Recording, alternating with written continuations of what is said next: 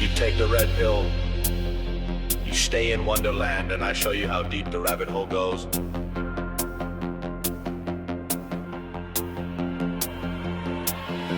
They said the truth was buried deep in files they tried to burn.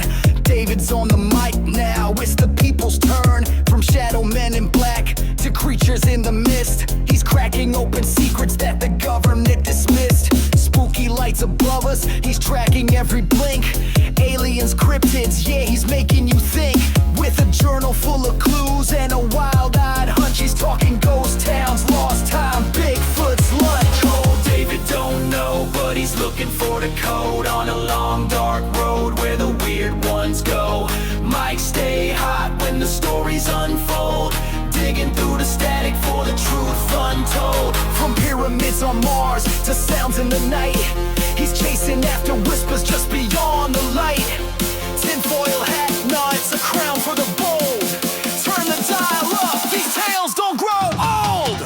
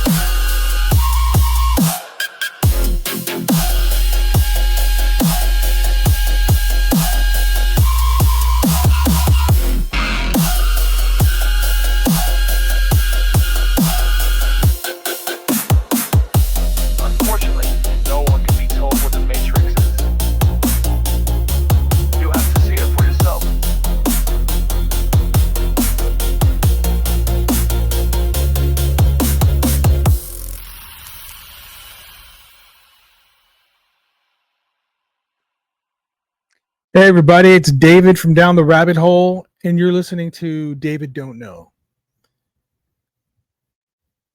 Today I'm going to interview Gina Black. She is one hell of a paranormal investigator. She has a page on Instagram and TikTok called She Haunts, and she wrote a book, which I happen to have right here, called Etched in Stone by Gina Black. Yay. She's one of the first followers I had when I started Down the Rabbit Hole, and she's been with me this whole time, and I am just so proud of her because I've watched her grow, and she is just, I think, an amazing person. She's just so talented in what she does, and I'm so happy to have her on the show. So before we start the show, I always tell a story, a spooky story from a rideshare rider that I had. Picked up this gentleman, and he was telling me a story about when he was going home to Mexico. He's from Mexico, and he drove to, I'm not sure what, I think it was Laredo, or it may have been, no, it was El Paso. So he goes to El Paso, he meets his parents and his brother on the other side, and they start to travel home. And this is back when, before there were smartphones. So everyone had those flip phones, the Motorola types. Those were the prominent phones at the time. And he says that they were driving down the road, and he just happened to look out the window, and it was starting to get dark. And he said he looked and he saw what looked like this light from the ground, and this is, we're talking desert like area, right? So there's like nothing on one side, there's nothing on the other side, but like, I don't know, brush, small brush, desert, dirt, all sorts of junk. But he said it was like 100 yards away, he saw this thing of light that was on the ground rise up, and it started to rise and rise. And so he was watching it, and then he alerted his family that were in the car. He said, look at this, look at this.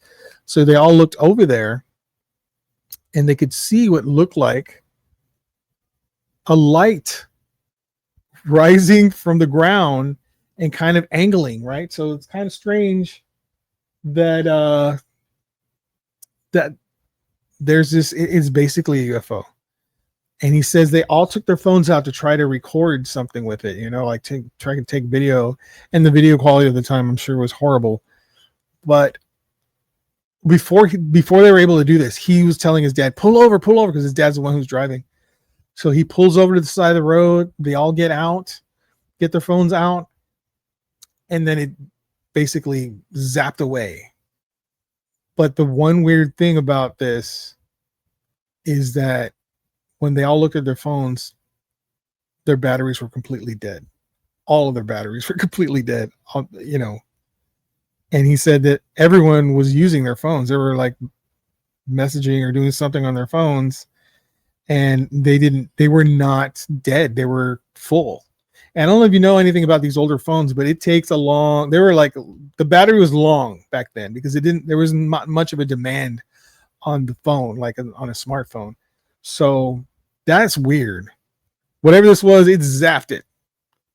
It zapped the energy out of that phone. It took all the power out. Very, very unusual, very strange paranormal story. All right, guys, let's get it on.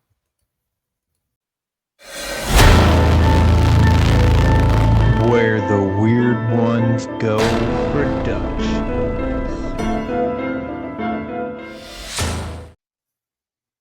Hey everybody, it's David from Down the Rabbit Hole, and you're listening to Dayvid Don't Know. And guess what? Today, I get to talk to someone that I've admired for a very long time, since I started Down the Rabbit Hole 3 years ago.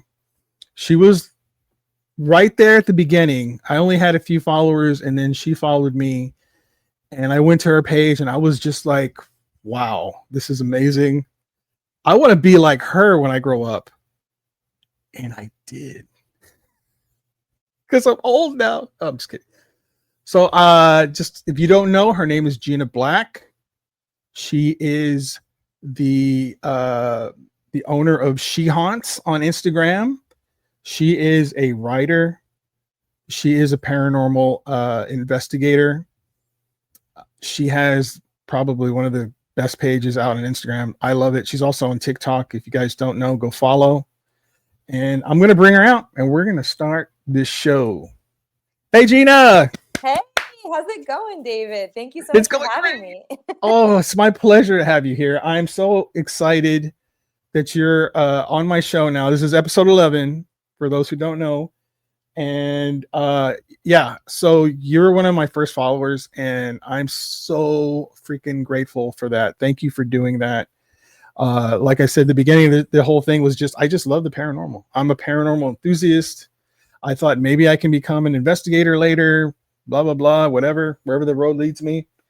And I saw your page, and I was so impressed with everything you were doing. And I got to see the backgrounds you have right now, because you were on Kevin's show, Where the Weird Ones Are. You were his first actual interview, episode 1. Yeah.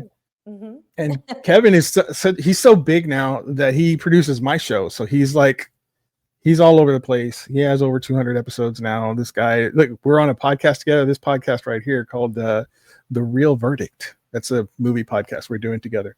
Very cool. Yeah, I just saw you just dropped that. Yes. Yeah, we just dropped it. I made the Instagram. He's recording it. We have Alicia Watson. She's from Twisted and Uncorked and Truly Twisted podcast. She's awesome.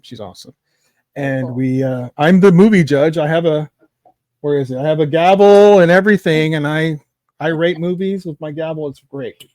So that's coming out next month on the 6th. Cool. We're really I'm excited about excited. it. It's really great. I'm really, really happy with it. And the first movie, I'm going to tell you we are rating Weapons. Okay. Have you Nice. seen it? Have I you have seen it? not. No. Okay. So you may want to watch this episode before you go see the movie, and you'll get an idea of what it's about. Although by the way, spoiler, we spoil the movie. So if you haven't seen it, maybe you shouldn't watch it. But I'll tell you a secret after the show. You should All watch right. it. It's really good. I've seen a few people talking about it, so I definitely it's Yes. been on my radar. Yeah. So Gina, I want to ask you about She Haunts. Like, where did that come from? How did you come up with She Haunts? The page or Yeah, just yeah. well, The whole idea, because you have blogs, you write, you have a website. I've been to your website. You have all these awesome pictures that you do. Like, great job, by the way. Those are some. thank you. You'll be seeing some of them back here in my little screen. I put them up for you. Well, really, a few years ago, I decided I wanted to shift my focus more on my passions. And at the Mhm. time, I had been running a small business, and it was my small business did great all the way up through COVID, and then things kind of changed with the algorithms online, and my once thriving business was really failing, and I was really depressed about it, because I had put like 10 years into this business. And I decided, I said, you know what? This is not serving me anymore. It's making me more upset than it's, bringing me joy.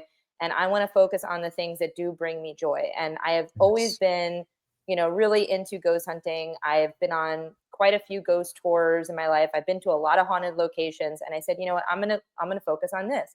And some of my friends invited me to a paranormal investigation event at a historic location close to where I live.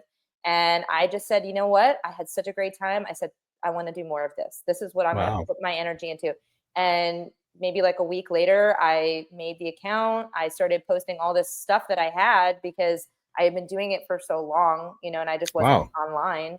And I just I put my focus on it. And the thing is with me, when it comes to my various, endeavors in life, is when I focus on something, that is what I put my energy into. And I decided this was it, because this has really been something that I've wanted to do my whole life, and I didn't really think it was Mhm. possible, just because, I figured, okay, people don't go ghost hunting. It's, a few people you see on TV. It's not something that is accessible to me.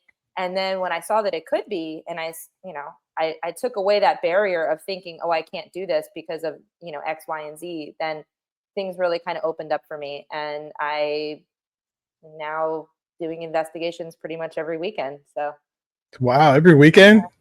pretty Damn. much, if not every weekend, every other weekend, I'm very busy. Yeah. Gina, I think you should have your own show. That's what I'm thinking. I've thought What do you about think? it. Yeah. Yeah. I've thought about it. Well, that's awesome. I think the page is magnificent, and I noticed there is a switch. Is there like something's flipping, right? Or can you hear me? Yeah, I can hear you. Okay, everything goes off and then comes back on. I don't know what's going on. Anyway, I noticed that you started to do more cemetery stuff. Like you started to go to cemeteries and show pictures in cemeteries, and the shots you take are beautiful, man. They're Thank just you. oh, I put 2 up. They're going to be coming up here in a minute. I'm just so impressed. And then you wrote a book called Etched in Stone. Look at that. Gina Black, Decoding Hidden Meanings in Cemeteries. And you really are thorough, man. I mean, you got like a lot of stuff in here about like roses. What do roses mean in there? What's like lavender? I really like this book. Thank It's you. great. Yeah, it Yes. just, it was a little side project of mine, and I started getting some attention from my posts, and, a lot of people were liking them and telling me that they were interested in learning more. So I started doing more of that. And kind of decided to, explore it a little deeper. And, the publisher that I worked with, reached out to me, and, we discussed the details, and, I made it happen. And it was a really, the thing about the book is it seemed like such a daunting process to really get all of my research in a row and get everything set up and organized. And that was the biggest thing, is I had all this stuff rolling around in my brain, and I had a hard time kind of like getting all of it together. And that was the biggest hurdle for me, was kind of organizing my thoughts. But I think that now that it's out and it's published, I cannot tell you how great it feels to have that, finished product. And I feel like, I have so many more ideas for future books. So I think it's something that I'm going to focus on. You're a published author. It's and I cool. think it was like #1 Amazon new release also, which is freaking awesome. Thank Perfect. you. Yes. Yeah, that was a surprise. I did not expect any of that. And we didn't really do a whole lot of promotion, and it was just a surprise. And I was pretty excited to see that. It's the subject matter, it's really interesting. There's a lot. You go to a cemetery, you see all these things, and you're like, I wonder what that means. And you really don't. And then you walk away and you're like, oh, you'll never know. Now I can go to a book and check it out. If I ever have a question, I can just go to your book, pull it up, and there it is. She did the research. And you do a lot of that on your page too. You explain certain things on your page. You have all these videos. And I think, man, you're doing such a bang up job. And there was like a time, I don't remember if it was a year ago, maybe a little longer, but your page was like going along, and all of a sudden, bam, it went up. Like you got thousands of followers, right? Like after some point, I can't remember what you posted, but it went viral, and bam. It was actually the cemetery stuff. It was shocking because, I always kind of thought that nobody really wanted to talk about these things. And it was pretty surprising, when I got. Sorry about that. No, it's okay. I was pretty surprised when I put up a post about what the meanings of the cemetery gates meant in Victorian times, and why they were made of iron, and why you see iron gates also inside the property around plots of graves. And so many people, I guess it resonated with them, and I was just shocked. I went from like under 10,000 to like 20,000 followers. It was insane to see that, and I was just shocked. I'm like, what is going on? Like, I was like high-fiving you in the background, man. I was like, yeah, keep going. It was a pretty crazy time, and I just said, okay, I guess people do like the weird things I want to talk about. So, I really, and I love that. I love that people can come together no matter what path you're on in life, and we have certain parallels that we can relate to. I think the paranormal is one of them. I think cemeteries is another, subject that a lot of people can relate to. And, for me, it was kind of like a treasure hunt, finding out all of these hidden meanings. And it became a very interesting project to kind of research and share. And, I started meeting so many cool people by taking a tour, a history tour. I went to Highgate Cemetery in London, took a tour, New Orleans. I mean, I just wanted to learn from people. And some of the coolest people I've ever talked to that are, historians and people that really care about, kind of keeping these properties, as restored as they can be. They're working in these cemeteries. They're volunteers. They're not making any money. They care about it so much, and they just want to share this knowledge. And it's these, these volunteers and these old timers that just care so much, that are carrying this legacy from, this hidden thing that so many people knew about over a century ago, to now nobody knows what it means. And it's wild. It's so fun to really get to know, somebody who's really passionate about that. And I learned so much. I really have. And, I'm excited to put that into the book and talk about, all the things that I've learned along the way. And yeah, it's cool to know that there are people out there that, you can find your people online, and it's a great feeling. There's one of your people right there is Heidi. Oh yeah. Heidi is so awesome, man. She supports me. Like everything I put out there, she likes and puts a little heart out there. She's just amazing. I love her to death. She's very awesome. sweet. She's very. We investigated last night together. We were. Oh, at really? Yeah, we were at a theater in Miami, and this was our second time they called us in, and we're hoping to work with them, maybe get something put together. And yeah, we went in there, and you know, it's so much fun when you just have a couple people and you can just kind of, you have this huge building all yourself and you're locked in. It was super cool. Y'all were there overnight over there? We weren't there overnight, but we had the building from when they closed to, you know, the later evening. And, you know, we had basically the idea was, well, this was kind of a preliminary investigation because we're going to try to work with them and do some fundraisers and events. And we as a team cannot really go in and host an event in a place that we haven't investigated yet. So we have to kind of gather evidence so that we can say, hey, this place is in fact haunted and this is what we captured. And we feel, you know, it's appropriate to have an event, you know, and have other guests come in and investigate with us, you know, once we can prove that, yeah, you know, if we have evidence to prove it's haunted. So that's what we were doing. And she's so much fun to investigate. Yes. She has a lot of cool ideas, you know, and we had a great time. So we'll be posting about that soon. Afterlife All-Stars. If you're not following, go follow them. They're awesome. So, you know, you were part of another group, Haunted South Florida. Is that right? Am I remembering correctly?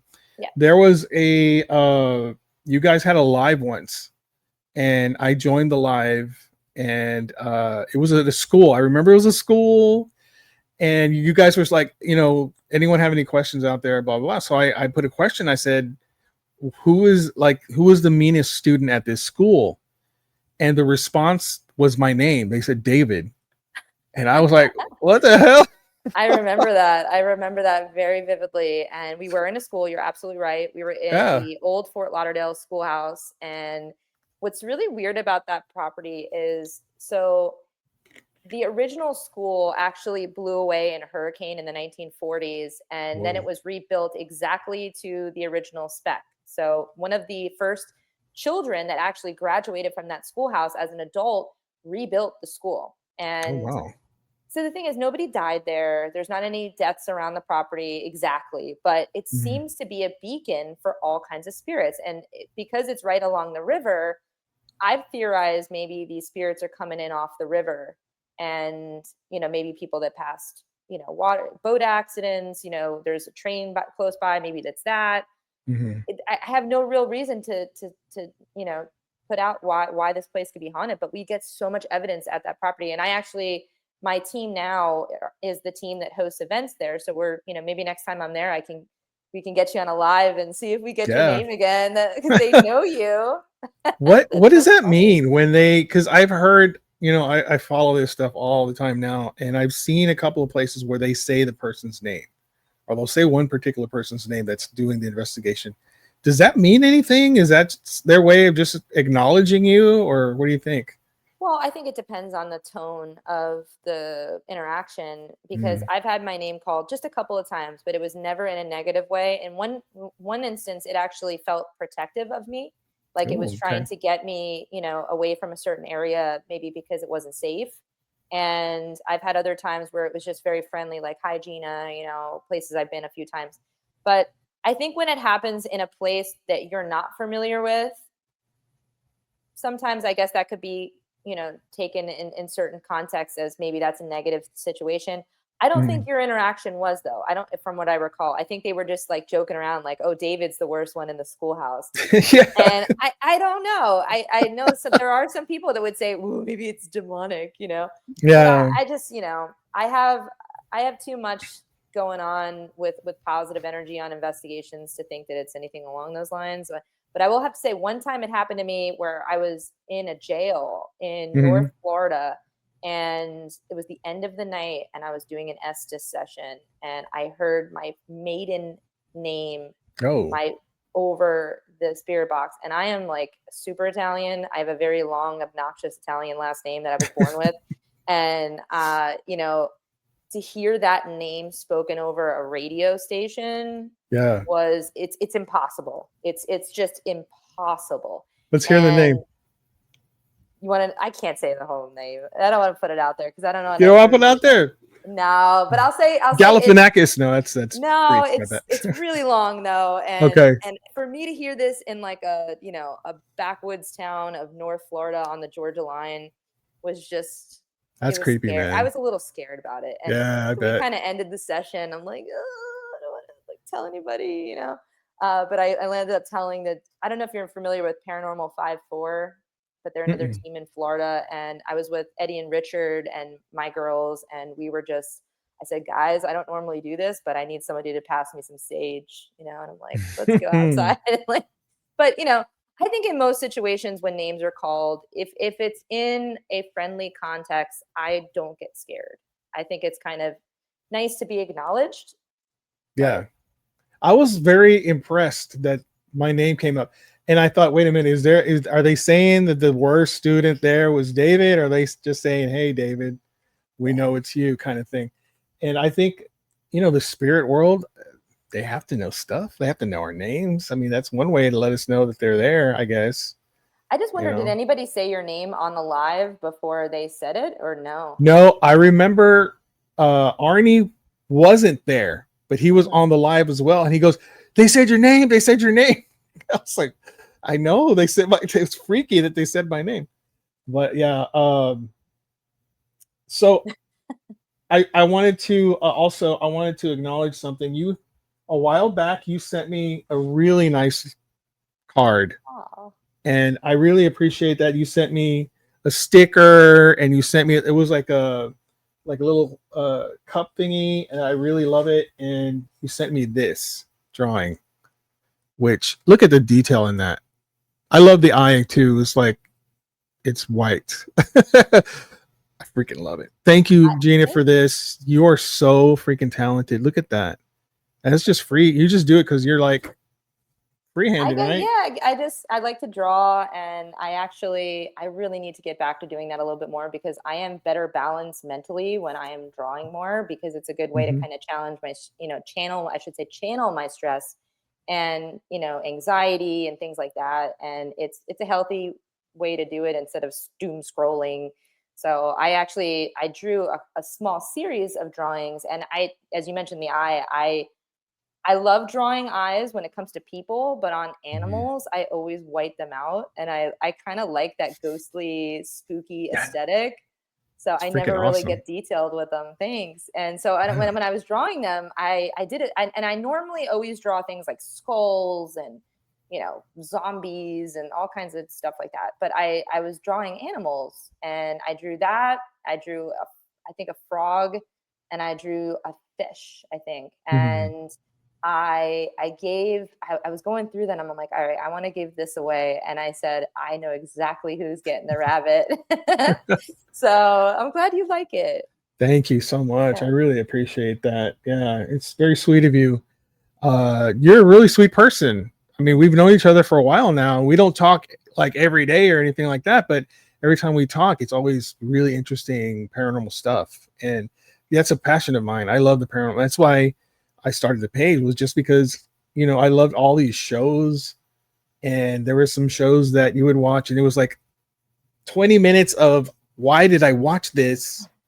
These videos I don't believe or whatever.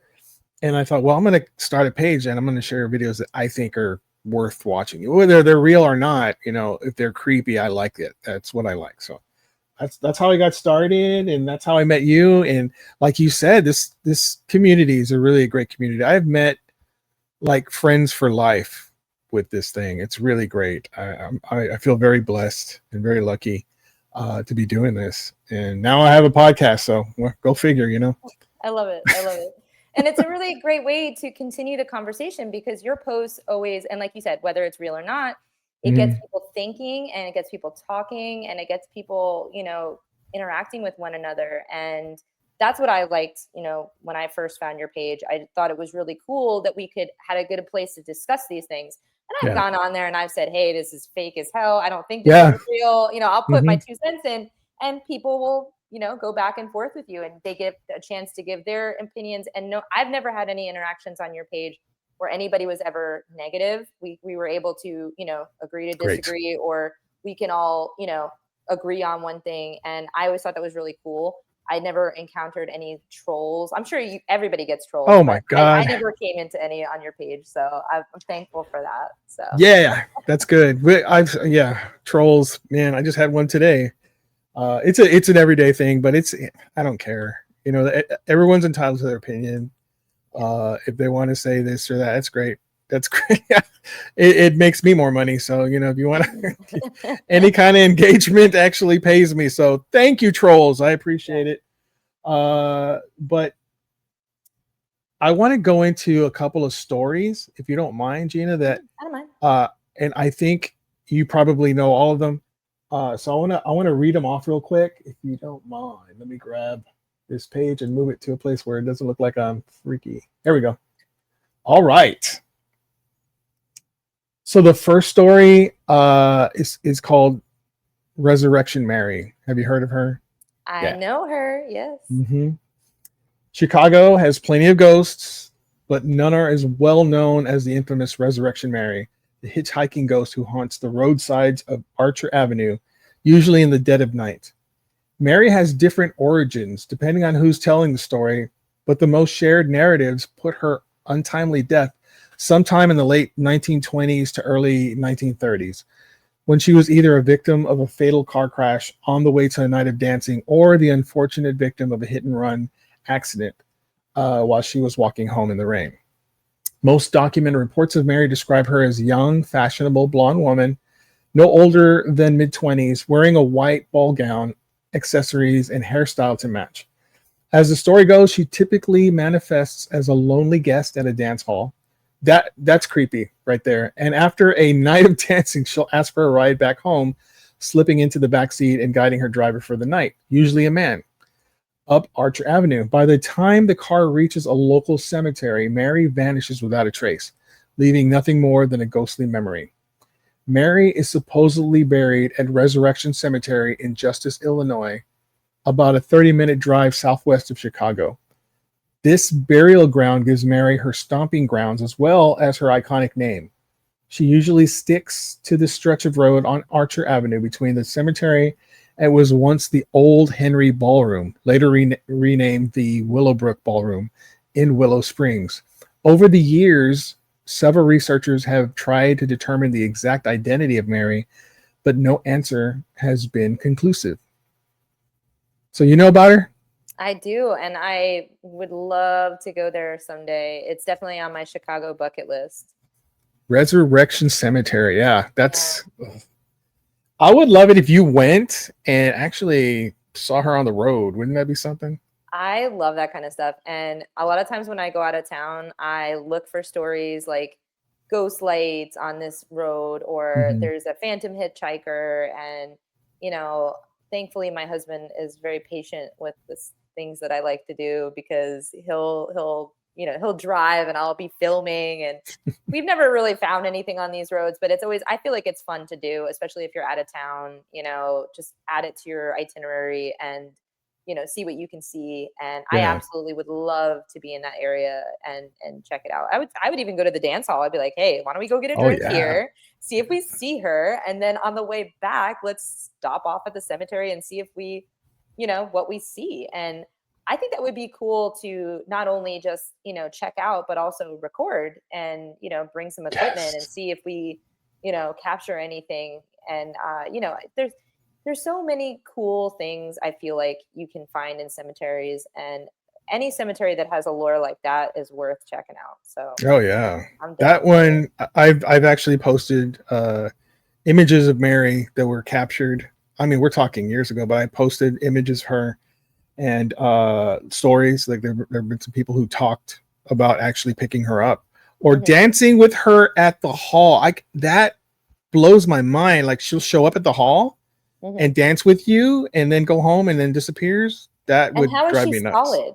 Like how I don't know. Solid. And like obviously if you're dancing with someone, at some point you're going to touch their arm or you're going to hold hands, or I mean, most people when they dance together, there's some sort of body contact. And I just don't, it blows my mind as well how someone could go from solid to disappearing. And that's why it's hard for me as someone who researches this stuff to believe these stories. But the thing is, there's so many of them that there has to be some truth to the rumors, because these stories have been going on for a very long time, and they're always the same. They always have a very similar vibe to them, similar plot line of the people's recounting of what happened. And it's just, it's an interesting phenomena. Yeah. I know that there are ghosts that are see-through or transparent, right? Mhm. And then there are ghosts that are solid, like full-bodied apparitions that appear to be there, like an actual person standing there. And apparently she's of that variety. Like you said, I can't wrap my brain around dancing with someone and you're touching them and then later on they're gone. That would break my brain. I know. Yeah. I wouldn't be able I've to handle been that. in paranormal situations where my brain has been broken. Yeah. I've been in one situation where a couple of investigators and I were locked in to Mhm. a historic building, and the only way that that door could have been locked was with a key, and the person that had that key was not there, Hmm. and something turned the deadbolt and locked us in. Holy And crap. I cannot, my brain just can't process how that could possibly happen. You Damn. know, that's one thing that really messed me up was, you know, I'm like, how can you how can you prove that, you know? And Yeah. there was no cameras right on that spot, of course, Right. you know, but Yeah. But it something, was unlocked and it was. then at some point in the night locked. And That's nuts, man. what happened was, so I'm in this building, and you know, the caretaker who has the only set of keys, he, you know, was leaving and he was going to a different building with another person and waved goodbye to us. All right, we're leaving, and they walk off and they're gone for a while.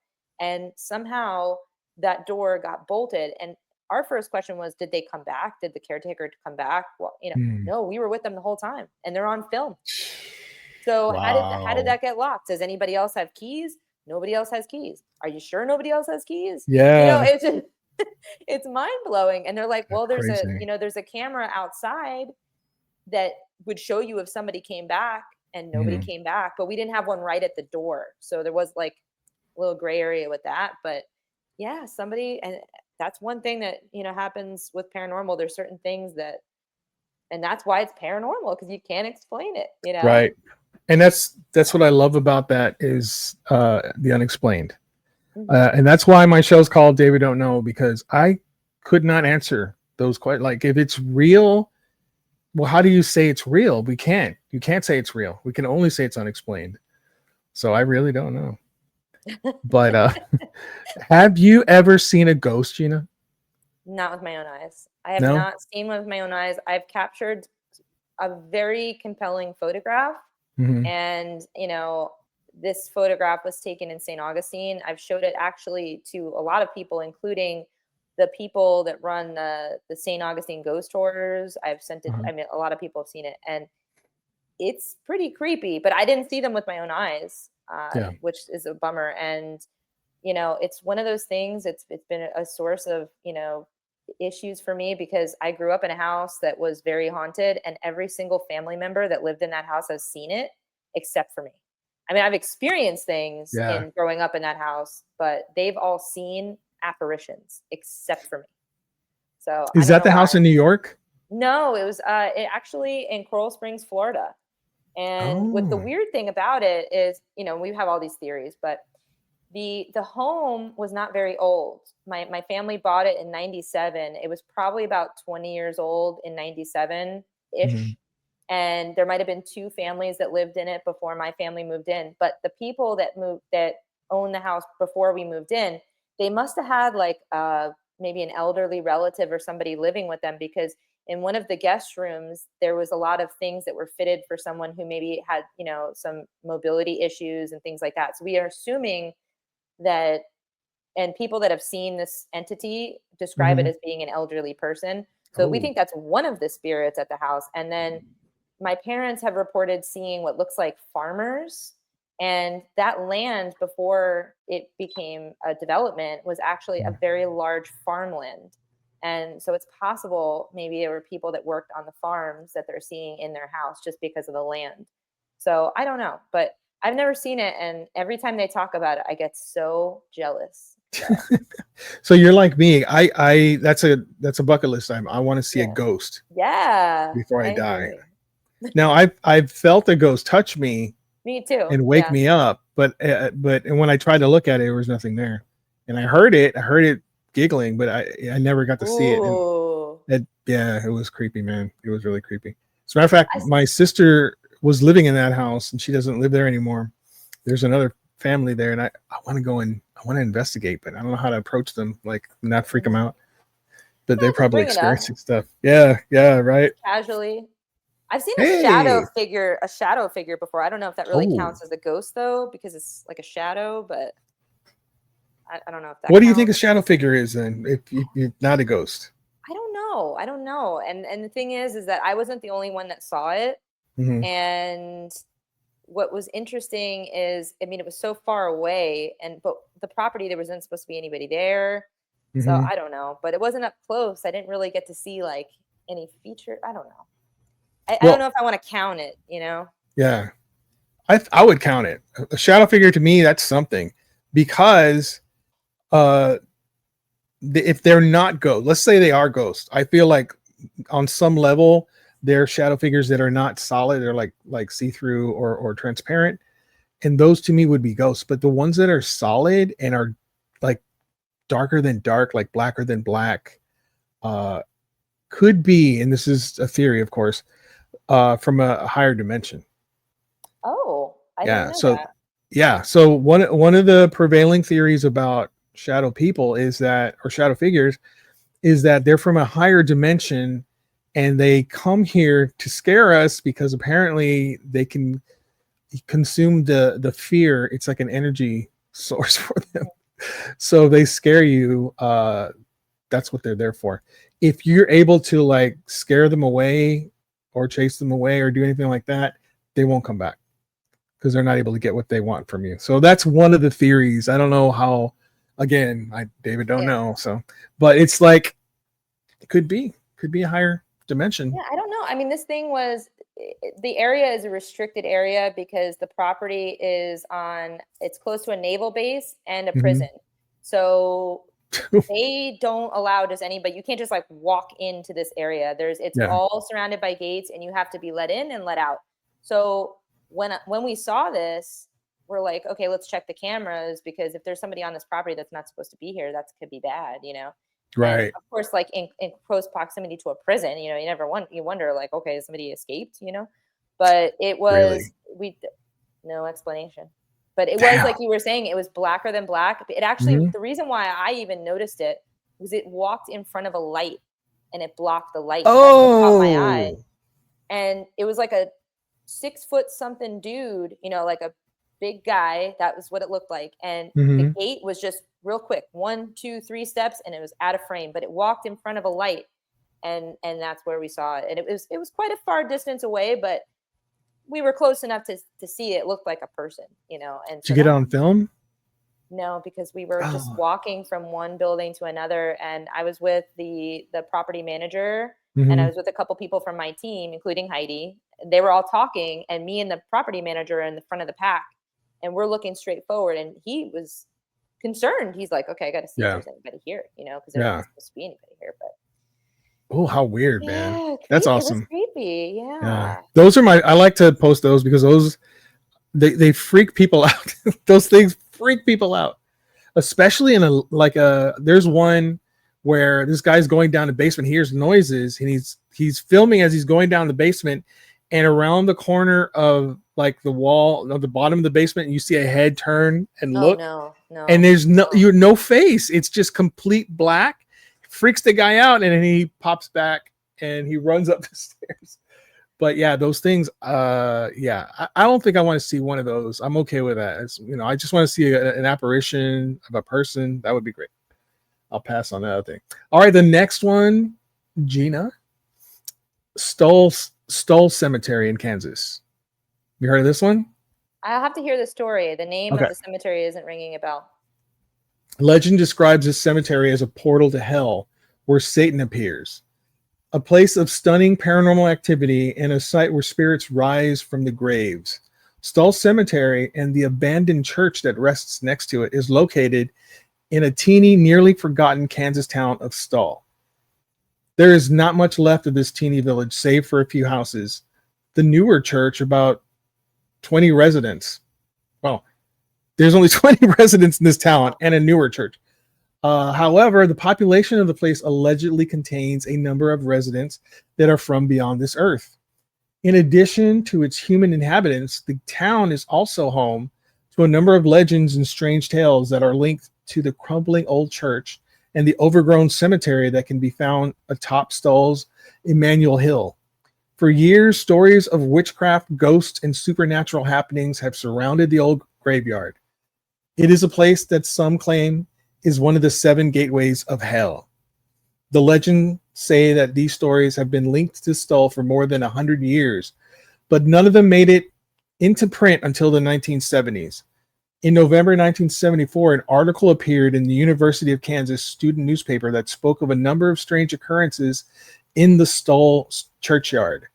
According to the article, Stull was haunted by legends of diabolical supernatural happenings, and the legends asserted that the cemetery was one of the 2 places on earth where the devil appears in person twice a year. It's said that the cemetery has been source of many legends in the area, stories that have been told and retold for over a century. One story told of 2 young men who were visiting Stull Cemetery one night and became frightened when a strong wind began blowing out of nowhere. They ran back to their car only to find that the vehicle had been moved to the other side of the highway and was now facing in the opposite direction. Another man claimed to experience the same wind, but inside of the church rather than in the graveyard. He claims that the sinister air current knocked him to the floor and would not allow him to move for some time. Incidentally, it's inside of this same church where witnesses say that no rain will fall, even though the crumbling building has no roof. The legends also say that the devil has appeared here since the 1850s and insist that the legend, that the original name of the town was Skull, and that later corruption of that into Stull was simply to cover the fact that the area was steeped in black magic. It was said that the witchcraft practicing early settlers were so repentant about the past deeds that they changed the name of the town. But in truth, the town was called Deer Creek Community until 1899. I love it when the truth comes out. Yeah. When the last name of the first postmaster, Sylvester Stull, was adopted as the name of the village. The post office closed down in 1903, but the name stuck. What do you think about that really one? Cool. I would definitely Sounds crazy. visit. Yeah. Now the devil shows up twice a year. Come on, man. You know, if it was supposed to be Skull and it was actually Deer Creek Community, come on. I don't buy it. But it is creepy. Like I wouldn't want to be there on Halloween night and some dude shows up and he's head to toe in red. You know what I mean? I would definitely like to do some experiments in the church. I would bring like motion sensors and, EMF readers and stuff like that, and just see if anything's moving around in there. I would be very curious. And plus places like that probably don't have any electrical sources, you can get a really good paranormal investigation because you don't have outside stimulus, giving you false positives on your equipment. I feel like that would be cool for that, just because a place that's that rural and it's been abandoned for so long, it probably doesn't have that kind of energy from natural reasons. So I just think it would be fun to check out. I don't know what else is in Kansas, but yeah, really. I've never really thought to go there. Maybe barbecue. Kansas has good barbecue, I hear. Oh yeah. It's all one flat land from what I understand. A little north from us. The thing about the church is the creepiest thing to me because it has no roof. Mm-hmm. And if it actually rain, I want to see. I mean, because to me, it's raining in there, man. There's not like any kind of Yeah, there's rain. If there's no roof, there's going to be rain falling in there. So if it's true that it doesn't, I want to see it with my own eyes. You know what I'm saying? I would say, like, when you know that there's a rainy season, get somebody to go out there with a trail cam and just Mhm. stick it to a wall, and let's just see if it's See, true. that's why you're Shihans. You think of these things, man. All right, I got another story. Is the last one. This one's called "The White Lady of Bachelor Grove Cemetery." I So, the think I've White heard of Lady. this one. You heard of this Yes, one? I think so. Yes. Yeah. The White Lady of Bachelor Grove Cemetery is a famous ghost apparition, also known as the Madonna of Bachelor's Grove, often seen wandering the cemetery, sometimes with an infant, and is one of the many paranormal legends associated with the site. The White Lady is described as a woman in white, the flowing robe, who appears translucent and is believed to by some to be searching for her lost child. Oh, this reminds me of La Llorona.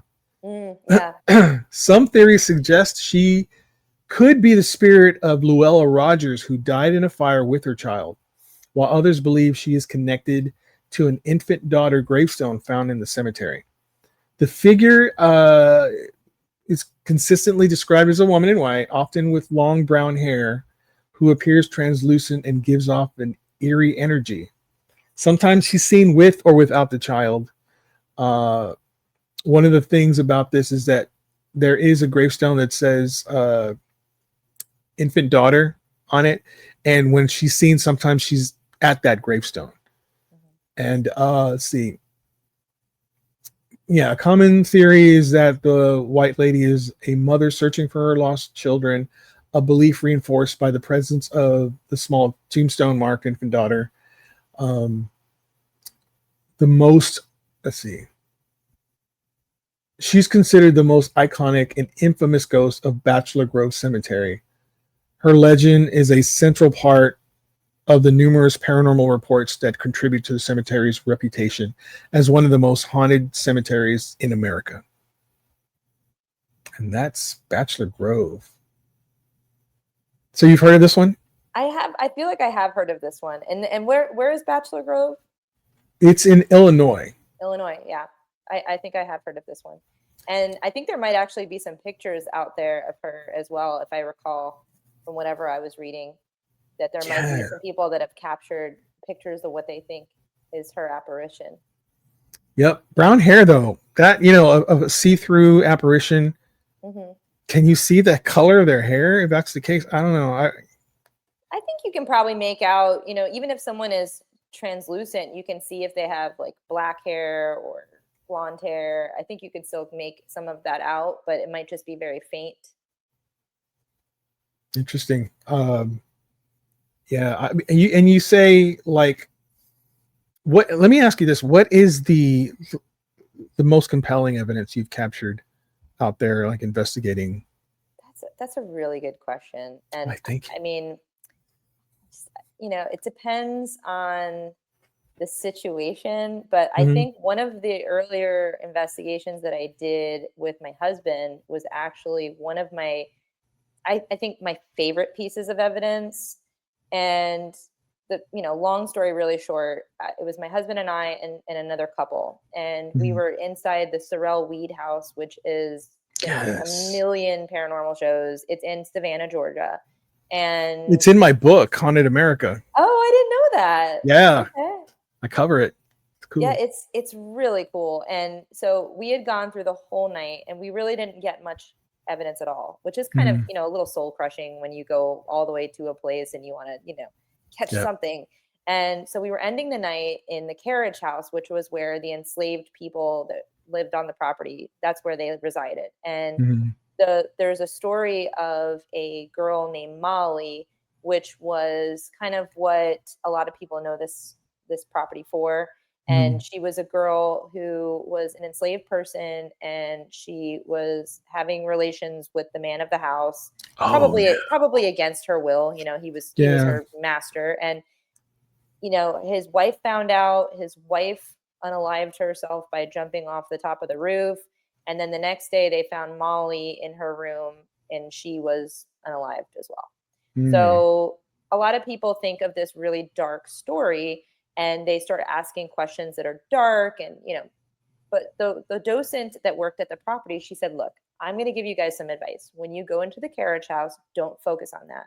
She said this was a place where a lot of people really loved because they had a really hard life. They worked all day. They were breaking their backs for these people. But at the end of the day, they came back to this, communal space. They made dinner. They would sing. They would do their laundry. They would, kind of have social time with one another. And she said, in my opinion, this is one of the lightest areas of the house. So why don't you play on that instead of asking all the dark questions? Because frankly, she's like, I don't think anybody really wants to talk about that anymore. So we took her advice, and, it was the end of the night. We were kind of exhausting all of our experiments, and we had a spirit box with us, just a little device that shifts through radio stations. And I had said to my husband, who's a musician, I said, why don't we try singing? Let's see if we can sing. And he said, wow. what should I sing? And I thought, well, we don't really know any songs from the time period. However, maybe you can sing an Elvis song because it's kind of bluesy. So I asked him to sing Blue Suede Shoes, which is whenever we go to karaoke, I always ask him to sing that song because that's one of my favorites that he does. And so he sings the song, or at least part of the song. And almost immediately we get a female that sounds like she's singing, like, like she's in there. And then we get an angry elderly man saying something like, don't listen to him, or I don't like him, or something like that. And immediately a child's voice says, oh, he's okay. So it was a female. This was just one after the other. It was a female that sounded like she was singing along. Then an angry male who was probably wondering what we were doing in their space. I don't trust these guys, and then a kid, and it was all connected, and it was only after the song. So for me, I thought that was kind of positive. And, I've captured EVPs, I've captured all kinds of stuff, but to me, that was such a cool interaction because I feel like that was a positive experience. Yeah. They enjoyed the song. So I think that was probably my favorite. To me, I mean, there's not a lot of positive paranormal stuff coming out, and I love that. Now, the guy, to me, maybe he was jealous of your husband because maybe that was his woman and she was digging the music. You know what I'm saying? Who knows? Maybe, yeah. I mean, it's also, it's, you don't know what these people went through in their lifetime. They were enslaved people. We're white people coming into their space, and and that's why the docent, I think, was right for telling people that, hey, don't ask all the dark questions. Like, let's keep this space good. Let's keep bringing in the vibe up in here. And that's brilliant. I think that's brilliant. And that's, on investigations, I think that, and this is just my hot take, if you talk about things and you bring up topics and maybe try experiments that bring out the best in people, maybe music, or talk about topics that are exciting to people, I think you'll get a better reaction than bringing up, how did you die? What is the last thing you remember before you died? The same questions they get all the time, right? And they don't want, and like, think about it. If you're dead, why would you want to talk about that with a stranger? That's like one of the most singular important things in your existence. And you want to talk to somebody you don't know and tell them how it feels when you die or how you died. No, you might want to talk about the music, or you might want to talk about, maybe some car you drove or whatever. And that's my hot take. I think that it gets me really good results. Oh man, that's brilliant. And if you're a ghost hunter out there and paranormal investigator, she knows what she's talking about. You know what I'm saying? It's just my opinion. Everybody, has their own style, but I just, I think music too, and music, even if you're in a country where English is not the first language, which I've been ghost hunting in other countries, and music is something that we can all come together on, and you could get reactions, even if you're not speaking the language. Maybe it's a song that everybody knows, and it's a really powerful, positive, action that can draw energy instead of, provoking. Right. So let me ask you this question, because it blows my mind, and you would be the ideal person to ask this. So I've done 2 investigations now. Mhm. Two, I'm not saying on any kind of level like you do, but I did one in a haunted doll museum that was Ooh. interesting, and it's like uh, it's here in San Antonio, and then I was with the Curious Twins Paranormal. I'm not sure if you're familiar with those guys, but they are a big deal here in San Antonio. They're probably the premier tour guide, ghost haunted stuff in San Antonio, and they were sponsoring me, and they provided a private tour of the Victoria's Black Swan Inn. And Mm. so me and my family got to go in there. They gave us the grand tour. It was great. And then we did an investigation. They had the tools and they showed us, how to use them. I even went into this closet that has two mirrors facing each other and two chairs facing each other. And it's supposed to be one of the most haunted areas in the house. And I'll say this: before I started doing this, there's no way in hell I would have gotten in that room. But since I Oh. look for videos every single day, every morning I'm Mm. hunting, I've gotten so used to it, and I guess I'm a little numb to it now. That when they said anyone want to go in there, I was like, yes, I want to go in there right now. And I was in there for 15, 20 minutes recording, trying to catch something, and nothing happened. I was so disappointed. 2 times I've been out, not captured anything, zero, zilch, nada. It was terrible, man. And then you watch these shows, Gina, right? Every week there's something awesome on these shows. How is that even possible? Well, Is I it think how possible? it's possible, yes, I do think it's possible. And I know that not everybody's going to agree with this, but Yeah. you have to realize when you're watching any YouTube channel or any national show, they are not just there for the duration of time you're watching. If there Hmm. is a 30-minute show or a 45-minute show, they've been Hmm. there for hours, in some cases days.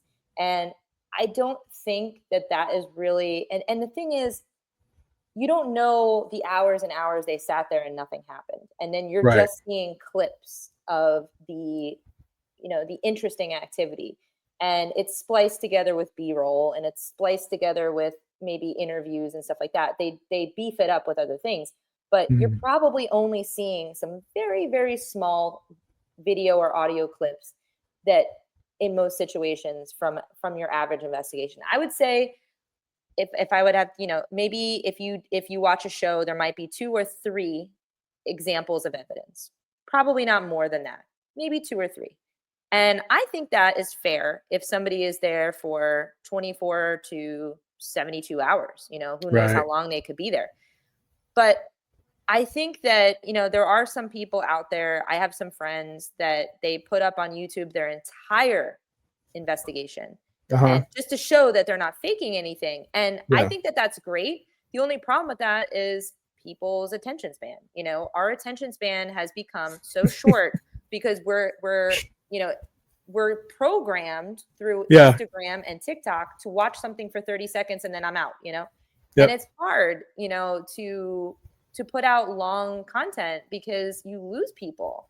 Yeah. And the thing with the paranormal is you have to have a show that keeps people watching, and you have to be honest with your evidence. So, I think that there is a healthy balance of personalities that go into that. You have to, I love the Ghost Brothers. That's like my favorite paranormal show.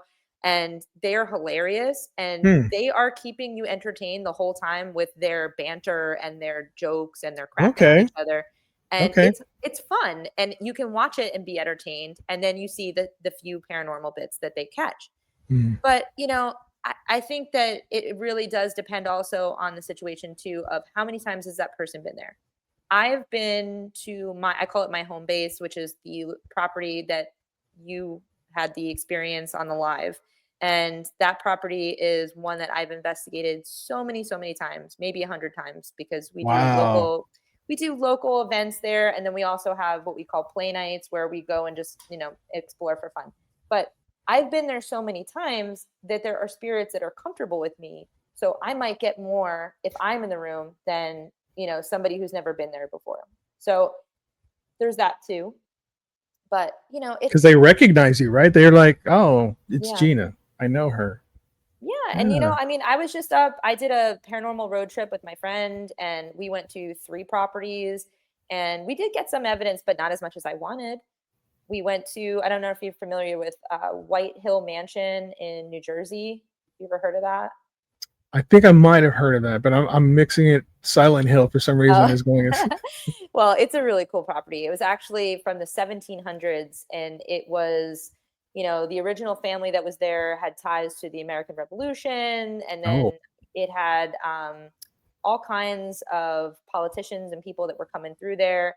And then after a while, they went through some financial troubles. They turned part of the house into a restaurant. Then there was a speakeasy. Then there was a bordello. All these things happened in this house. mhm. And I see the crazy evidence coming out of there. All these celebrities go and they investigate. So I went and we didn't get a ton of evidence. We got some evidence, but it was more for me about the experience, being in Right. this historic place, being in this building that George Washington visited. I'm investigating a place that George Washington walked into. Like, that's Wow. pretty badass. So, I try to, when I have a quiet investigation, remind myself why I'm doing it. And it sucks. It really does when it's quiet night. But I think that in a way it shows the validity of a place, because if it was popping the whole time, then I would wonder if it was fake, or is Yeah. something being faked about this. Another one that really bummed me out because I didn't get much evidence at all was the Stanley Hotel in Colorado. I Ooh. stayed overnight there. I did the tour. A place is really expensive to stay overnight. And, Did you go to the one room that they talk about? I did the whole tour. So we went Nice. through it takes you through the ballroom, which they have concerts there and things along those lines. Then it takes you through back offices and like these older, I guess this building that used to be something else, but now it's offices. And then they bring you down under the hotel. So you get to see Ooh. a lot of people talk about this because the hotel is built into a huge rock. And they talk Mm. about that rock having properties that supposedly help amplify the spirits because there's quartz and limestone and Oh other yeah. minerals down there. Yeah. And when you go down in the basement, you can actually see the building is built into this huge slab, and you That's can touch cool. it. Like you can, it's pretty cool. But my REM pod went off for like 2 seconds the whole time I was there. I did not Wow. have any activity.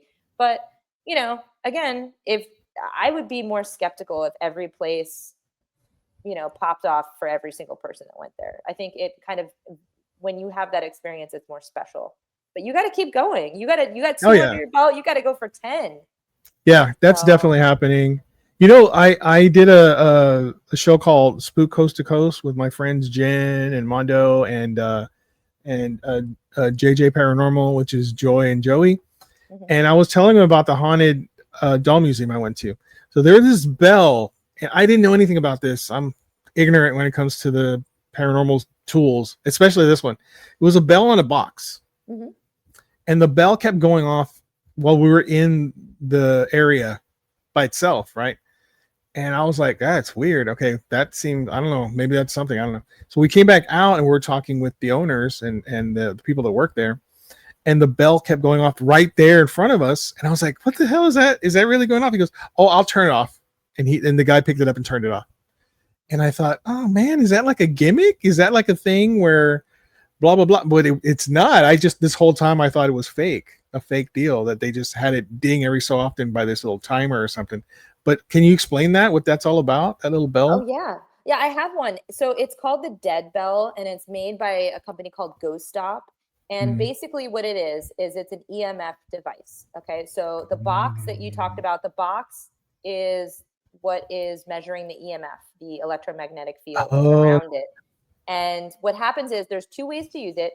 A ghost can physically, ring the bell, yeah. bang the top of it, or if a ghost gets close to it, it can disrupt the magnetic field around the box, and that's what creates the ringing. So it's either physical or it can be set off by something disrupting the magnetic field. Now, here's the thing. I don't know if you noticed on the box, but there's a little switch. So Yeah. there's a switch, and all the way to the left is the lowest setting, and all the way to the right is amping it up so that it's very sensitive to EMF. Now, Uh-huh. when I investigate, I try to put it in the middle, because if you have it up all the way, any EMF signals like your cell phone, like other equipment, like electrical wiring, anything will set that baby off. So you don't want to have false positives. So you have to be careful of making it too sensitive. And the other thing too is when you set a device like that in a location, you have to be certain that it's not around like a electrical box or around a microwave or anything that's emitting this. And everybody in the room also has to be, if you have a phone, you got to put on an airplane mode or turn it off, because if you have it just on willy-nilly, your phone is emitting EMF all the time. And if somebody calls you or texts you, that might spike. You might get that signal and it's going to spike the devices. It's, so the thing is with the dead bell and with other devices like that, it's hard to say it is paranormal unless you are positive of the settings and all of those other factors. But I will say, with all of that information said, I have found that device is very cool on an investigation. And if you do make sure you put it in the right place, and, now the other thing too is if the device is going off when you're asking specific questions, like, hey, can you ring the bell if there's a lady here? And then the bell gets rung. Okay. That's interesting timing, because I asked if there was somebody here and then the bell rings. Can you ring the bell twice if you are, Mrs. So-and-so, and then the bell might ring twice? Well, that to me is paranormal, because if it's just an EMF spike, why is it ringing twice when I asked it to ring twice? Yeah, it's intelligent, right? Yeah, you want to make sure it's not just an arbitrary, EMF spike. You want to ask intelligent questions. And also ask, ring it twice or ring it once. And if you get these commands going, it might be paranormal. But I love that device. I really do like that device. And it's one of those that's really fun. And, I had actually, before I bought one, I was in a hotel that I frequent all the time. And they have an actual old bell at the front desk. And when I walk in, sometimes I'll say, hey, everybody, we're back, and I'll ring the bell and all right, we're coming up, and I was up setting up equipment upstairs and I heard the freaking bell ring. Oh, wow. And I was with someone and I said, did you hear that? And he said, yes, I did. And we didn't have, the dead bell hadn't come out yet. It was right before it came out. Oh. And I said, oh my gosh, like maybe we triggered something. That's cool. Maybe they wanted us to know they were here. And, the bell is fun because it really does have that old-timey feel to it too. If you're in a historic location, people know what that is. If you have the bleep bloops and the lights and all this other crap, if somebody's from the 17 or 1800s, they're not going to know what that is. Yeah, good point. Put a bell in front of them, I know what that is. That's a bell, but I would ring at a front desk at a hotel or something, So that's good. Okay. So when we were talking with the owners and stuff, the bell is right there. And I had my phone, my girlfriend had her phone. I mean, there were phones all over the place. So when it kept going off there, that makes sense to me. But while we were talking, there was no one in the museum part, and the bell in there would go off by itself, just one ding. And I was like, but again, I thought, oh, it's a set, blah, blah, blah. So I didn't know the truth behind that bell. Now I know what it's all about. Thank you, Gina. Appreciate it. It's really, really cool. And, if anybody has the opportunity to try one out, it's one of my favorite items that I have in my toolkit. I just think it's fun. And it's called a dead bell? A dead bell. Yeah. I'm going to have to buy one now. It's on Ghost Stop. Yeah. So you don't use your equipment at home, right? No, it's kind of, I have once in a while, but I really try not to, because I started collecting creepy vintage, and I have an Etsy shop, and I just put all my creepy vintage finds in there. And I don't tell people they're haunted. I just say, look, it's creepy. It's old. Do you like it? Buy it. Yeah. I try to curate a vibe, and sometimes I have put devices next to these objects and I've gotten some interesting results. And I don't know, maybe there are, maybe they aren't. But, when it comes to investigating in the house, I really don't want to invite anything in where I live. Yes. So I don't really want to encourage it.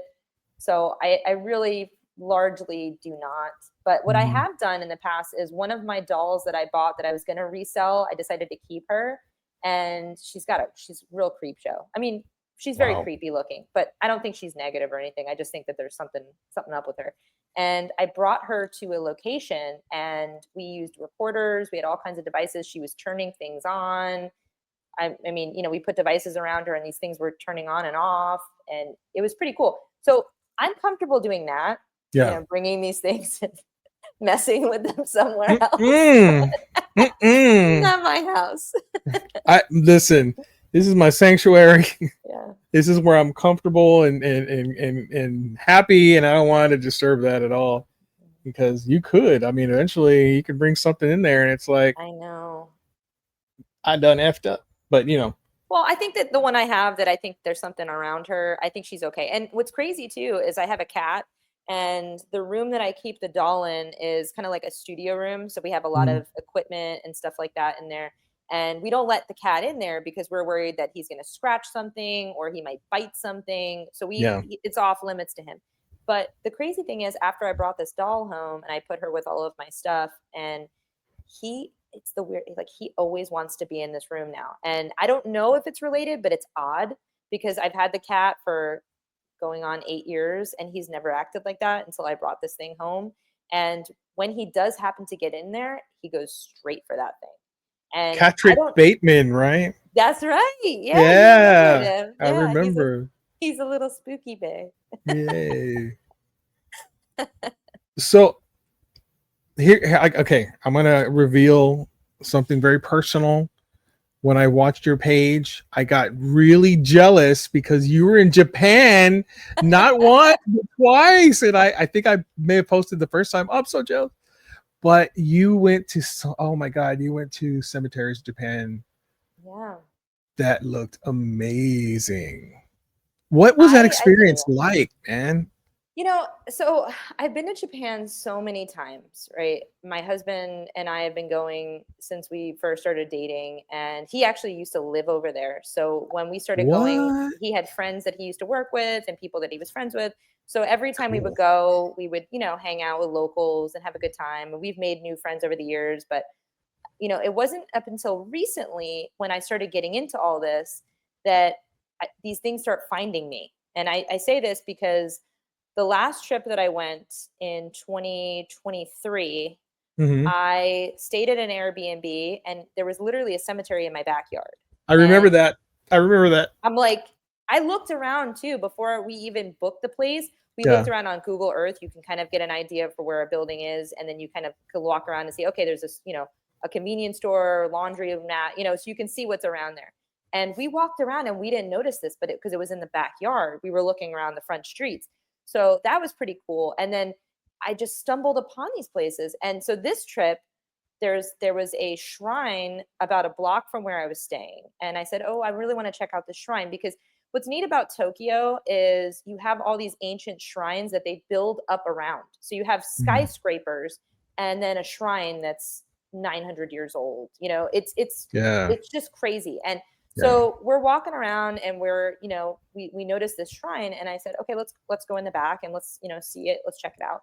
And there was a whole cemetery back there. And I said, okay, we did it again. I found another one right by where I'm staying. But then we also went to a few other properties that we knew, there were more famous ones. We went to this place called Yanaka Cemetery, which is one of the oldest cemeteries in Tokyo. And it's a Buddhist cemetery. So they have headstones that, look similar to what we have, but that's about where it ends. And there's a lot of interesting aspects of their graveyards that are very unique, at least for someone like, for me, that's used to, United States and, Yeah. Western countries. So it was a really cool thing to check out. And I was told by some friends that particular cemetery, there's a lot of cherry blossoms that come out in the springtime. So even though it's a cemetery, it is a very popular viewpoint for if you want to go see the blossoms. Wow. And I mean, just beautiful, beautiful property. This place was so big that it actually had its own police station for the cemetery. That's how big Wow. it is. Thousands and thousands and thousands of graves. I mean, it just wildly large property. And there's cats that live there, so you could walk around, and it was just such a cool place. And so I went to that, and then I went to a place called Jingai. I'm probably saying this completely wrong, but it was a beautiful temple, and just outside of Tokyo. And there was a very old cemetery that was part of that temple. And Wow. Yeah, so I got to really, explore and check it out. And what's really cool is cemeteries are very, I would say it's very common to visit cemeteries as loved ones there. So it was very common to see fresh flowers. Also, commonly people burn incense. So you'll be walking through a cemetery and it just smells amazing because Yeah. people are burning bundles of incense. And you might not see anybody, but maybe somebody set it, lit it up, and went on their way. And it's just a different experience, but very cool. Yeah, that sounds amazing. And the pictures you provided were just out of this world, man. Thank you. You're really good with the camera. Are you using a special camera or do you use the iPhone or I what do you? used the iPhone when I was in Japan just because it was one less thing that I was worried about traveling with. But Yeah. I do also have a Nikon that I bring when I go out sometimes. But I just feel when I'm traveling abroad, it's just one less thing I want to damage in travel. So Yeah. a lot of my pictures are just off of my phone. Yeah, they look great, man.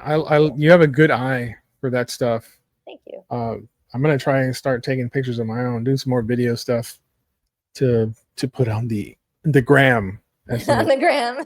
as the kids call it. Yeah. Yeah, yeah. So that the Japan thing, man, you show like the whole side that you don't really get to see. Like everyone sees Tokyo and they see the, like the equivalent to Times Square or whatever, the lights everywhere. No one really shows the cemetery part, and I found that very fascinating. Yeah, and the other thing too is a lot of Japanese people, I talk to a lot of people, when I'm over there, and most people believe in spirits, they believe in ghosts, they believe in Mhm. curses. And this is the average person. I'm not talking about, people that are enthusiasts. I'm talking about the average person Yeah, believes in ghosts and they believe in spirits and all of that, but they don't want to mess with it. They don't yeah. want to investigate. And I don't know if I'm not looking in the right places, but I asked so many people. I said, "Are there paranormal investigators over here?" And they looked at me like I had 10 heads. No, I don't know what you're talking about. Yeah, And I couldn't find anything. mhm. But it's a culture thing. Yeah. They're, right? They're like very respectful Yeah. of everything, really. If you are boisterous and you're a loud American, you're being rude, and they kind of look down on that. You're not supposed Oh to yeah. be. Yeah, Well, that's but what's there like killing are. it over there right now is the tourists that are just being so badly behaved, I know. killing it. Sorry, I know. but Oh, well, no, it's not you. I would totally be. They wouldn't like No. me over there are some Japanese investigators, but you'll find them on YouTube. Mhm. You won't find like on the street. You know what I mean? But there is one of the things I remember sharing about Japan was, after the tsunami, so many people had died in the tsunami, right? That were washed away. That afterwards, there were taxi drivers that had cameras in their taxis that would get people. They would pick people up who were wet, and Oh. these people were like, take me here, and they would drive. And there's a camera showing not only the taxi driver but the person in back. And there was this one in particular where I shared this on my page. There's a girl sitting in the very middle, and he's driving. And as he's driving to this place, she's there, and you can see like the lights. It's night, and you can see her when the lights are flashing or whatever. And all of a sudden, she's completely gone. And he gets to the destination, and he turns around, and there's no one there, and he's That's freaked out wild. about it. Yeah, so that happens. Apparently, that's a normal thing. It happens a lot, and these people just don't know that they're dead. They're just because it was quick. Yeah. So very strange. I love Japan. Love it to death. All right, Gina, I have 6 questions for you that you actually are one of the few people who's done the 6 questions on Down the Rabbit Hole, but I get to ask you again on my podcast. So are you ready, Gina, for the 6 I'm questions? ready. Yeah. All right. This is the 6 questions She Haunt style. All right. Question number 1. What is the driving force behind She Haunts? I want to know what happens when we die, and I am just interested in learning as much as I can about the paranormal. So what is your theory right now? Like, what do you think is what happens to us when we die? I think that most people transition to whatever is next, and I think that some people either are afraid of moving into that, or some people are stuck here for a reason, or some people choose to be here because they don't want to go. And I think that, not everybody is here because they were murdered or they had a tragic accident. I think some people Mhm. just decide they just, this is where they want to be. And I, I, I do think that spirits are real, and I think that there's enough out there to, have a decent argument for that. But I don't think everybody, you know, e- not everybody is going to stick around. So, unfortunately, if you're trying to reach a specific person, that's not Mhm. always going to be the case. You know. Yeah, true. My whole like my belief has changed so many times over the years. Right now, I'm kind of leaning towards a like it's I refer to it as the source. So when you die, if you're lucky enough to go to the next, it's the source. You go back there. There's like you have spirit guides and there's a whole panel and they kind of evaluate your life. Did you learn the lessons you were sent there to learn? And if you did, great. You get to elevate or whatever. You get to another level. You go somewhere else, or you go back to Earth to learn some more stuff. Or if you didn't, you go back and Hmm. you reincarnate. And that's kind of where I'm leaning right now. I think to me that makes a lot of sense these days. But then there's all these theories like quantum immortality. Have you ever heard about this one? I think my husband was telling me about this. That it was a physicist was talking about it. Yeah. There's a video. The theory of this is really interesting because it means like I don't know if you noticed I had a heart attack this past December. It was massive, and I didn't know I had a heart attack. So I went 3 days with a heart attack, and I didn't know I had it.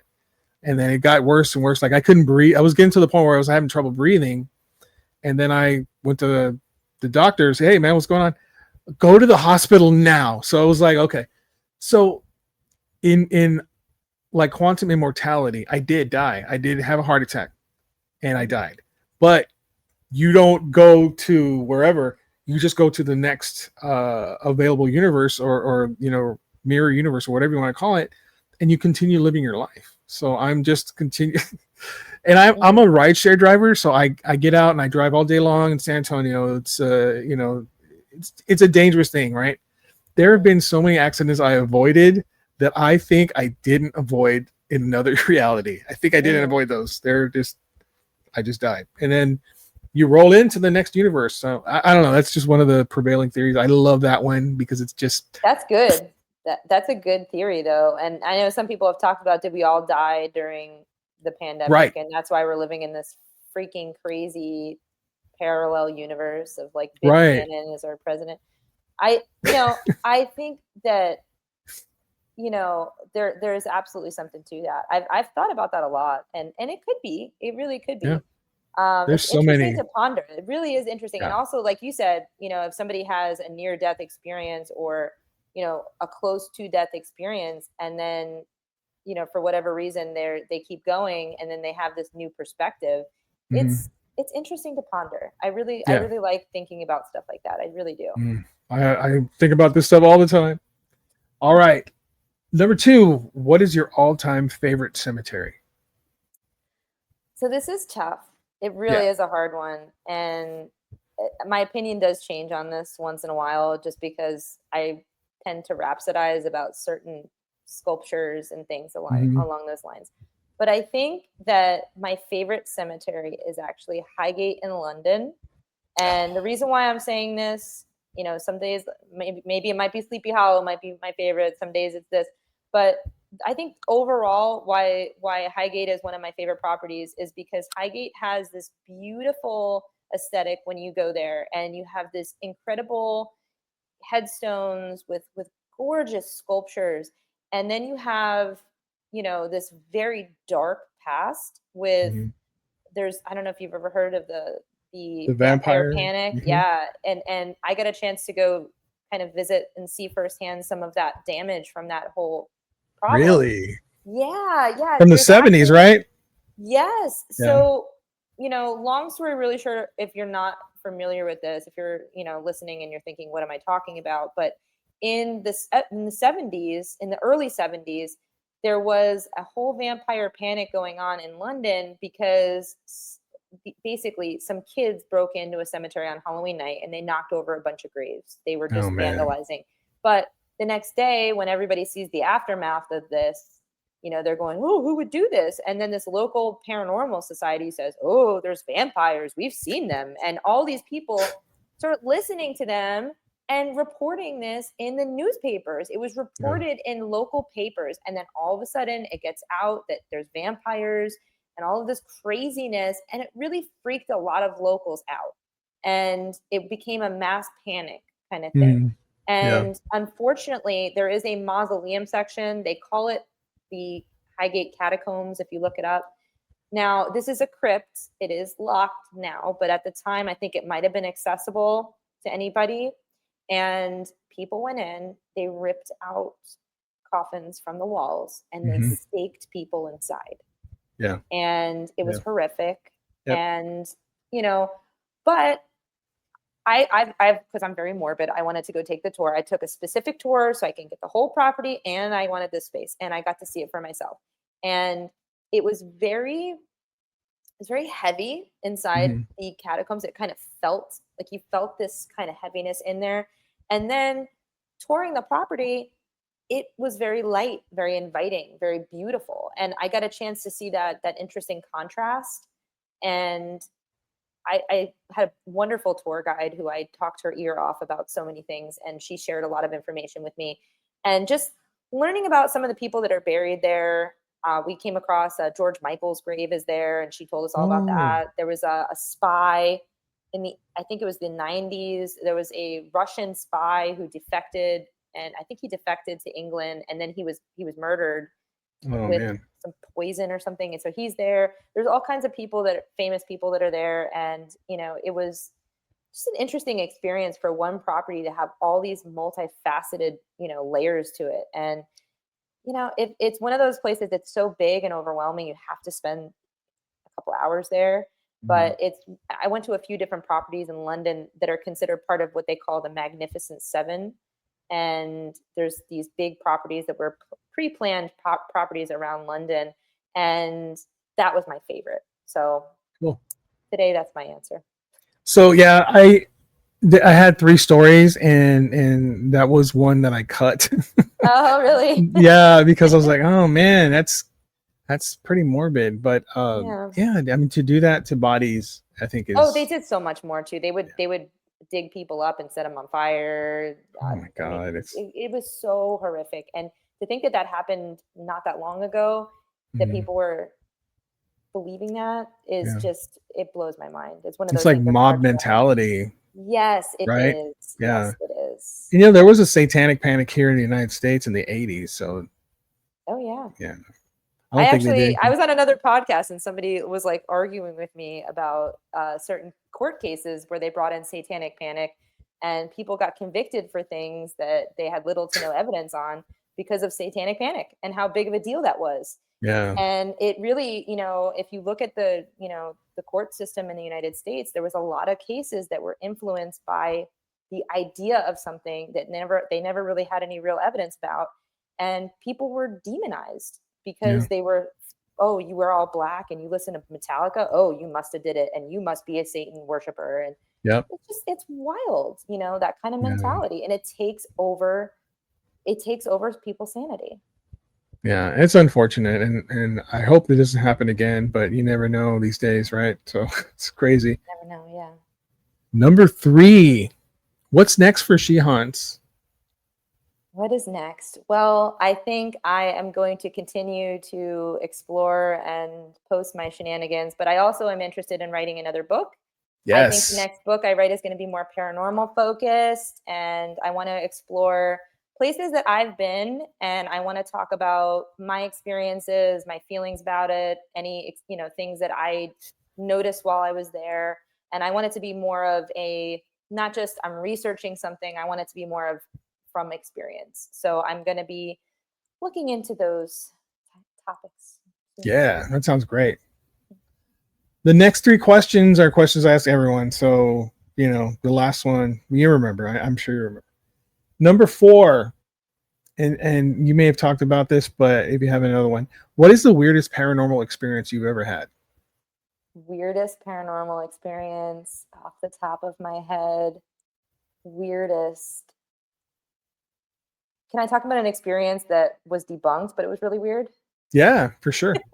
Yeah, I this is down the was rabbit hole. You can talk about anything. This was cool. So I was exploring, I was doing a little urbex, and I don't do this all the time, but I was at a abandoned high school in the middle of nowhere. And I was walking down a hallway with another investigator. And if you could picture it, it's a long open hallway. So it's open up, on one side of us, there was, open air, and there was classrooms, and then there was a stairwell at the end of the hall, right, to go downstairs.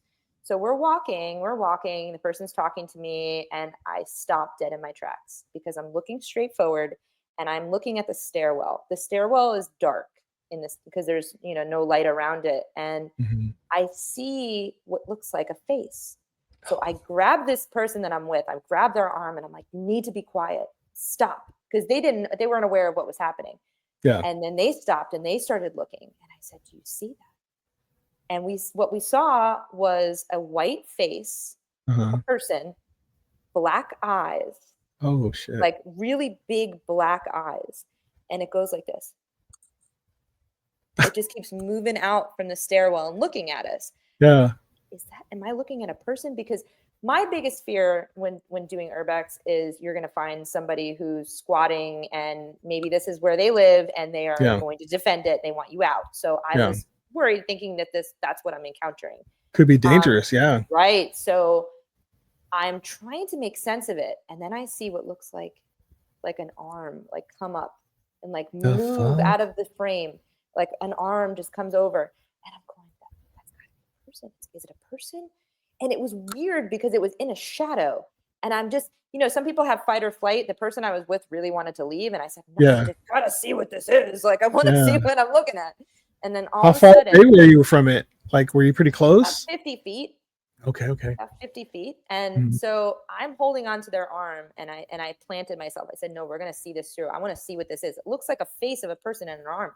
And then all of a sudden, it is a huge owl that was nesting in this stairwell, and it comes flying over us.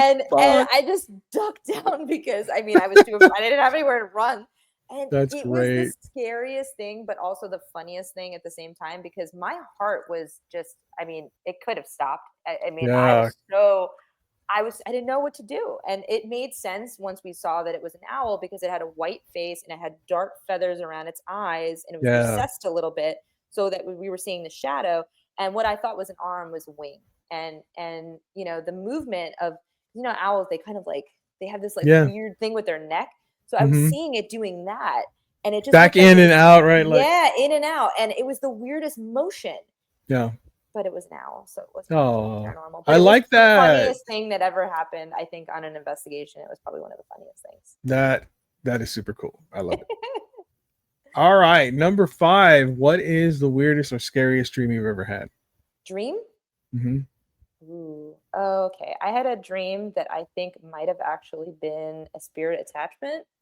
Oh. And what happened with that was I was on an investigation with my team, and we were in a museum, and there were some new artifacts that were local artifacts from the railroad. And there was all these new things, and we thought, hey, why don't we investigate in that room tonight and see if any of these new objects stir up any activity.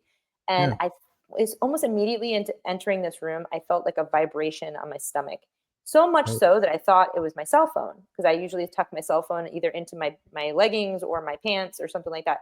And, and it was so prominent that I thought it was my phone, and it wasn't my phone. And I said, that's weird. I felt a vibration.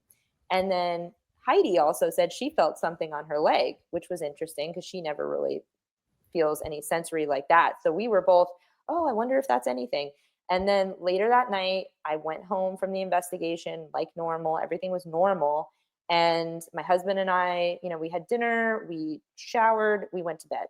Mhm. And I only mention all of this because just setting up the story. So Mhm. we were asleep and I woke up in my dream. So I was in a dream state. I woke up, I'm in my bed. It's very, very clear, very vivid. I'm looking around the room and I feel like somebody's in the room. So I turn on my light and I'm looking around because I have this feeling that there's somebody there. And I look around the bed on his side and I see a man crouched down, like he's on all fours and he's looking up at me like he's Holy really crap. nervous. And the thing that was about this person that I'm seeing is it was so incredibly vivid. I could see this. I could, as an artist, I could probably draw this guy because I will never forget this face. Oh, He's wow. looking at me. He's got these wild eyes. He's bald. I could see the wrinkles in his forehead because he's kind of scrunched his forehead. He's looking up at me. He's Mhm. covered in sweat. He's wearing a short sleeve shirt, button down, and pants, which I think might have been white, but were so dirty from maybe being out, maybe like a work outfit that they had like brown on them, like brown spots. But he looked sweaty and he looked scared and nervous. And in this dream, I couldn't get any words out. You know, when you're in a dream and you want to punch somebody or something and you just can't do it, or you Yeah. want to run and you can't run. So I'm just trying to get these words Um, out, like, get out of my house. I'm trying to just say mhm. these things. And I wake up in real life. So in real life, I wake up, I sit up, I look at my husband, he's still asleep. And I have this just overwhelming aroma of body odor, which is kind of crazy Yeah. because I just had this dream where I saw a sweaty man in my room. And I know this sounds crazy, but I have to sniff myself. Even I just took a shower, I smell fine. I sniff my husband, he smells fine. We don't keep laundry in our bedroom, so there wasn't any like old laundry that could have smelled like that. No windows were open. I walked around and now I'm awake because I'm freaked out. And Yeah. I'm looking all around. I can't find any source of what I smelled. And it was very strong. It was just a whiff. It was in and out, just kind of like a phantom smell. And I really think I accidentally picked something up from the investigation. And this person had no idea where they were because they looked scared. I think Mhm. he followed me or attached or Um, something, but I saw him in my dream.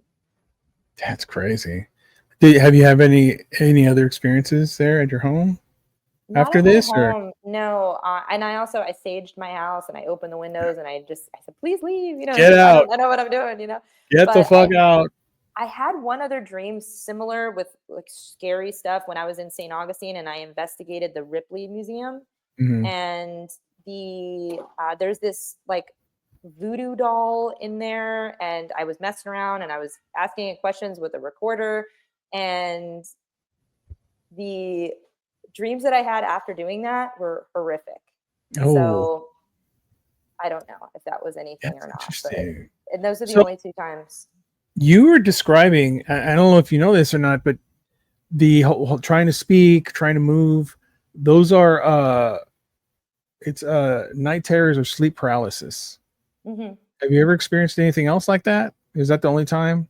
I've actually had an experience with sleep paralysis when I was in high school, and it was only one time, and it was in that haunted house. And I woke up, and what happened was I was hearing voices. So Okay. I opened my eyes and I couldn't move. And I was thinking at the time it was my brother because sometimes we were in high school, sometimes we would sneak out, and if you got locked out, you would kind of tap on the other one's window and they would let you in. And I just, because my bed was close to my window, I figured, I'm like, oh, I'm hearing a muffled speaking. Maybe it's Mikey outside and Mikey's trying to get in, but I couldn't move. So I was looking around, my eyes around the room, and I'm hearing this muffled talking. It was like it was like words that I couldn't understand. And Yeah. so my brain, the only way I can make sense of it was it must be someone outside my window, and that's why I can't hear it clearly. It's got to be my brother. So eventually I was able to move and I was able to get up, and I looked outside. I didn't see him there, so I went to his room, and he was asleep. So I don't know to this day if what I was hearing might have been someone else outside my window. Not likely, because the neighborhood was not really like a high traffic area, but I don't know what I heard. And what's weird too about that is I never had another experience like that again. But I had a friend sleep over a couple of weeks later, and she stayed in the guest room, and she described having that exact same thing happen to her. Wow. And I never told her about, because I didn't know what sleep paralysis was when I was Yeah. 17 years old. So I had that happen a lot. Happened when I was in my, in high school, and then it happened when I was married. And a lot of people have like I pick up a lot of people, I ask them a lot of questions, and a lot of people have told me this, what happens when they're asleep and they're paralyzed, basically. And I've told them that this is what it is, right? And for me, like a lot of people will say they live in either they're in a haunted house and this happens, or something happened to them and this is why they think that it's happening to them. But for me, it turned out to be dreams. So I thought I was awake, because you feel like you're awake, man. You feel like you're absolutely awake and you're trapped. Something's holding you down and you can't get away. You can't scream. You can't talk. It's crazy. But what I started to do is open my eyes when this happens. Try to remain calm and open your eyes. And I'll look around, and I found in my room, the bedroom door was on the opposite wall. oh, I was looking, because if this happens to you again, try to look around. And I was like, that's not possible. I'm dreaming. And after I started to see that, they stopped. I didn't have them anymore. So I don't know, but you should draw the dude. I should draw the dude. Yeah. Yes, definitely. All right. Number 6, Gina Black. Who the fuck do you think you are? I'm Gina Black, and I'm pretty fucking cool if you are into the paranormal. So that's all I have to say.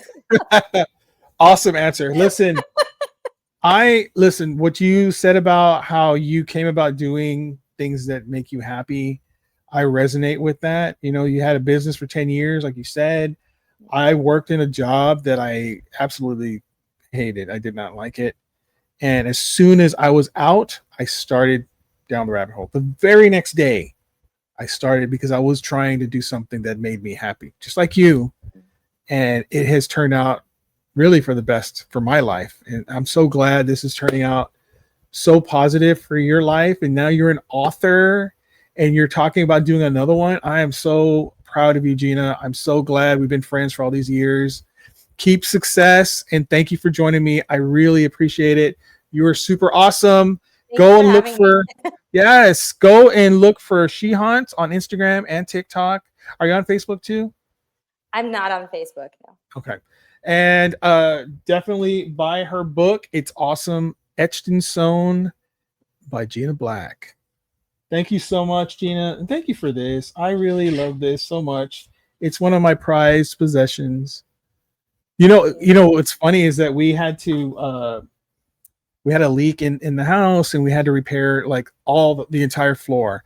And they came and they packed all my stuff, and I was like looking for it. They had packed it, and I didn't know where it was. And for almost 3 months, I didn't know if I was ever going to see it again. And then they brought it back, and I was like, yes, it's not leaving my side. It's on my desk all the time. So yeah, that. I'm so glad that you enjoy it. And really, as soon as I made it, I said, he has to have this. So I want to frame it. I want to frame it, but there's not a lot of space in this room to put hang things. So I'm just going to have it on my desk. That's where it belongs, right next to me. Awesome. But thank you, Gina, for joining me. I really appreciate it. That's it, guys. I'll see you next time. Thank you. Peace. Boom, son. It's over. All right. A big thank you to Gina Black. Gina's awesome. Go check out her book. Go buy her book. Definitely check out her page and follow her. She's always posting great videos. She is a artist when it comes to pictures and videos. She's great. And she explains a lot, which is, to me, it's really important to learn all about this stuff. It's a huge thing for me. I'm a huge paranormal enthusiast. And I actually learn by watching the videos on her page. So definitely go do that. I also want to point out that, to me, one of the interesting stories about her life there is that she was doing something that she wasn't happy doing. She was stuck in something that was stressing her out. And she decided that she wanted to do things that was for her happiness, right? She wanted to do things that were interesting to her and not get stuck in this business that she was stuck in. And so she took a chance and did it. And now she's got a book and she's thinking about doing another one. She's got a very popular page. She travels the world. She scouts areas for like a production company. She's just doing it. She's killing it. And you can too. The same thing happened to me, man. It's really a choice. You can make that choice, or you can continue on in the life that you're stuck in, that you're not happy with, and just, I don't know, keep down that cycle, man. But you're not doing what you want to do. And to me, you don't have a whole lot of life left, dude. Like for me speaking specifically, I don't have a whole lot of life left. I want to spend the rest of my life doing the things I love to do, enjoy doing, and spending it with my family. And this affords me that life, you know what I mean? So if there's something you want to do, or something you have a passion about, or something you want to spread positivity, just go and do it. Just go and do it. Just do it. I'm hearing something right now.